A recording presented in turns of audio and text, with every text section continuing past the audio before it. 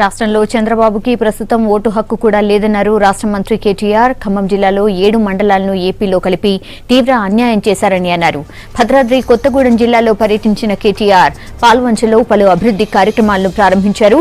ప్రభుత్వం చేస్తున్న అభివృద్ధిని చూసి ప్రతిపక్షాలు ఓర్వలేకపోతున్నాయన్నారు కేటీఆర్. ఇక కాంగ్రెస్ టీడీపీ హయాంలో కంటే టీఆర్ఎస్ సర్కారు ఏర్పడిన 2 ఏళ్లలోనే అభివృద్ధిని చేసి చూపించామన్నారు.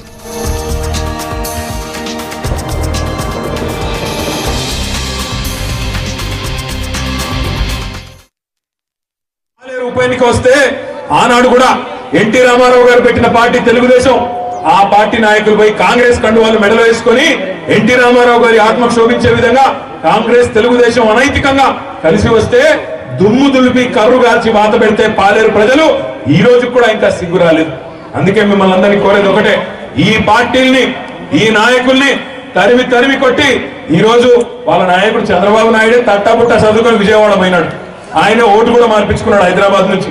నాకు వద్దు బాబు తెలంగాణ అని చెప్పి ఆయనే విజయవాడ పోయినాడు.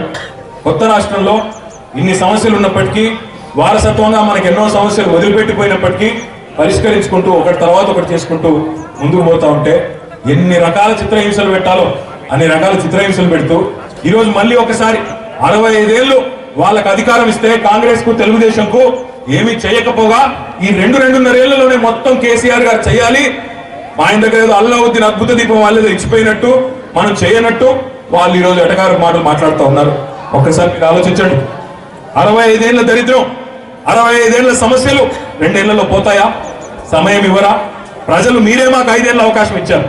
మరి మీరు 5 ఏళ్ళ అవకాశం ఇచ్చినప్పుడు వీళ్ళకి ఎందుకు తొందర 2 ఏళ్లకే?